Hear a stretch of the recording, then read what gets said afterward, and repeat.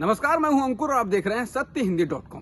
सत्य हिंदी की Android app download करने के लिए इस वीडियो के डिस्क्रिप्शन में जाइए, वहां पर आपको एक लिंक मिलेगा, वहां से आप ऐप डाउनलोड कर सकते हैं।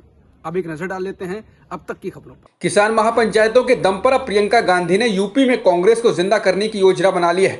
आज इसी क्रम में वो सहारनपुर के चिलकाना में हुई किसान महापंचायत में पहुंची हैं, जिसमें उन्होंने पीएम मोदी को किसानों की अनदेखी करने के लिए निशाने पर लिया। प्रियंका ने कहा कि प्रधानमंत्री ने संसद में किसानों का अपमान किया, उनको आंदोलनजीवी भी कहा। इसका क्या मतलब है? किसान आंदोलन कर रहे हैं अपने देश की मिट्टी के लिए, अपने बेटे के लिए जो सीमा पर खड़ा है। उसको देशद्रोही कहने वाला, उसका मजाक उड़ाने वाला, उसको आतंकवादी कहने वाला देशभक्त कभी नहीं हो सकता है। प्रियंका ने कहा कि प्रधानमंत्री अमेरिका, चीन, पाकिस्तान गए, लेकिन जिस शहर में रहते हैं उसके बॉर्डर पर नहीं पहुंच पाए। अपने संबोधन में प्रियंका ने कहा, ये आपकी जमीन का आंदोलन है, आप पीछे मत हटिए, हम खड़े हैं। जब तक ये बिल वापस नहीं होते तब तक डटे रहिए। जब कांग्रेस की सरकार आएगी ये सभी बिल वापस होंगे और आपको समर्थन मूल्य का पूरा दाम मिलेगा। हम आपको धर्म और जाति के नाम पर तोड़ेंगे नहीं, आपका बंटवारा नहीं करेंगे, हम आपको जोड़ेंगे। कांग्रेस महासचिव प्रियंका गांधी वाड्रा ने कृषि कानूनों को राक्षस की तरह बताया। उन्होंने कहा कि कृषि कानून पूंजीपतियों के लिए बनाए गए हैं, ये कानून बड़े बड़े खरबपतियों को लाभ पहुंचाएंगे। प्रियंका ने कहा कि इन कानूनों के आने से पूंजीपति अपनी मनमर्जी से दाम तय करेगा, इससे पूरी तरह से जामाखोरी होगी। पीएम मोदी पर निशाना साधते हुए प्रियंका ने कहा कि उनकी 56 इंच के सीने में दिल पूंजीपतियों के लिए धड़कता है, इनका दिल किसानों के लिए नहीं धड़कता है। लोकसभा में धन्यवाद प्रस्ताव पर बोलते हुए प्रधानमंत्री मोदी ने किसान आंदोलन को लेकर कहा कि हम किसानों का बहुत सम्मान करते हैं और हमारी सरकार के वरिष्ठ मंत्री इस आंदोलन के शुरू से ही किसानों के साथ संपर्क में हैं, वो लगातार बात कर रहे हैं। इसके साथ ही पीएम ने सभी सांसदों समेत संसद की कार्यवाही में खास योगदान के लिए महिला सांसदों को धन्यवाद कहा। अमेरिकी सोशल मीडिया कंपनी ट्विटर ने केंद्र सरकार द्वारा 1178 ट्विटर हैंडल हटाने के आदेश पर कहा है कि उसने मंत्रालय द्वारा चिन्हित किए गए हैंडल्स के एक वर्ग को रोक दिया है और इसके बारे में इलेक्ट्रॉनिक्स और सूचना प्रौद्योगिकी मंत्रालय को भी सूचित किया है। इसके साथ ही ट्विटर ने कहा है कि वो भारतीय कानूनों के अंतर्गत ही कुछ नए विकल्प खोज रहा है। हालांकि ट्विटर ने केंद्र सरकार के आदेश को पूरी तरह नहीं माना है और कहा है कि वो समाचार मीडिया संस्थाएं, पत्रकार, सामाजिक कार्यकर्ताओं और राजनेताओं के ट्विटर हैंडल पर रोक नहीं लगाने जा रहा है, क्योंकि ये भारतीय कानूनों के अनुरूप नहीं है और कंपनी फ्री स्पीच को बचाने के लिए प्रतिबद्ध है। बता दें, सरकार ने 1178 अकाउंट को लेकर ट्विटर से कहा था कि वो इनको ब्लॉक करें, क्योंकि ये हैंडल्स पाकिस्तान समर्थित खालिस्तान समर्थकों के और विदेशों से ऑपरेट किए जा रहे थे। ट्विटर द्वारा ब्लॉग में सरकार को संबोधित किए जाने के बाद इलेक्ट्रॉनिकी और सूचना प्रौद्योगिकी मंत्रालय ने कहा है कि ट्विटर के अनुरोध के बाद भारत सरकार की ओर से आईटी सचिव ट्विटर के वरिष्ठ प्रबंधन के साथ मिलने वाले थे, लेकिन उससे पहले ही ट्विटर ने एक ब्लॉग प्रकाशित किया है जो असामान्य है, जिसके बाद अब सरकार भी जल्द ही अपनी प्रतिक्रिया साझा करेगी।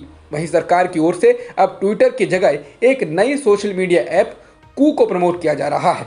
आईटी मंत्रालय ने भी ट्वीट कर कू ऐप को डाउनलोड करने को कहा। इसके अलावा कुछ मंत्री और बीजेपी नेता भी कू पर अपना अकाउंट बना चुके हैं और बाकी लोगों से भी मेड इन इंडिया कू पर आने के लिए कह रहे हैं। इसके बाद साफ हो गया है कि सरकार ट्विटर को झुकाने में लगी है और अब सरकार ट्विटर में तनातनी बढ़ सकती है। 26 जनवरी को किसानों की ट्रैक्टर रैली के दौरान हुई हिंसा और लाल किले पर निशान साहिब फहराने के मामले के मुख्य अभियुक्त दीप सिद्धू के बाद एक और अभियुक्त इकबाल सिंह को दिल्ली पुलिस ने गिरफ्तार कर लिया है। इकबाल सिंह की गिरफ्तारी बुधवार को पंजाब के होशियारपुर से की गई है। दिल्ली पुलिस ने इकबाल सिंह पर 50,000 रुपए का इनाम घोषित किया था। इससे पहले दीप सिद्धू को मंगलवार को पंजाब के जीरकपुर से गिरफ्तार किया गया था। 26 जनवरी को ट्रैक्टर रैली के दौरान हुई हिंसा और लाल किले पर निशान साहिब फहराए जाने की घटना के बाद से ही दीप सिद्धू फरार था। सिद्धू को अब 7 दिन की पुलिस हिरासत में भेजा जा चुका है। प्रधानमंत्री मोदी द्वारा आंदोलन करने वालों को आंदोलनजीवी कहे जाने के बाद से ये शब्द लगातार चर्चा का विषय बना हुआ है। योगेंद्र यादव के बाद अब पूर्व वित्त मंत्री पी चिदम्बरम ने कहा है कि हाँ, वो आंदोलनजीवी हैं और सबसे उत्कृष्ट आंदोलनजीवी महात्मा गांधी थे।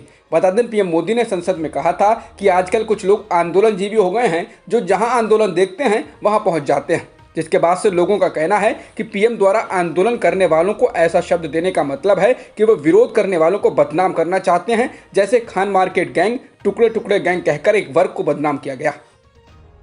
उत्तर प्रदेश में एक बार फिर से कानपुर के बिकरू कांड की याद ताजा हो गई है। मंगलवार देर शाम कासगंज जिले में शराब माफिया ने पुलिस कर्मियों पर हमला कर दिया।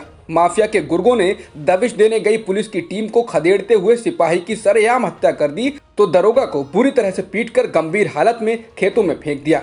दरोगा को इलाज के लिए अलीगढ़ भेजा गया है। घटना की जानकारी मिलने पर एडीजी, आईजी समेत दर्जनों बड़े अफसरों ने कासगंज में डेरा डाल दिया है। पुलिस ने जवाबी कार्रवाई करते हुए बुधवार तड़के मुठभेड़ में माफिया के भाई एलकार धीमर को मार गिराया है और इलाके में धधक रही सैकड़ों अवैध शराब की भट्टियों को तोड़ डाला है।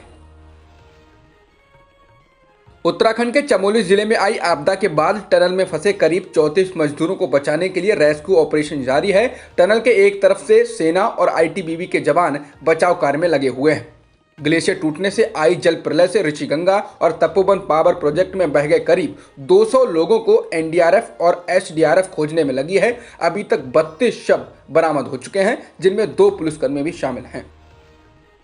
पूर्व केंद्रीय मंत्री और पूर्व पत्रकार एमजे अकबर द्वारा पत्रकार प्रिया रमानी के खिलाफ दायर मानहानि के मुकदमे में फैसला 17 फरवरी तक के लिए स्थगित कर दिया गया।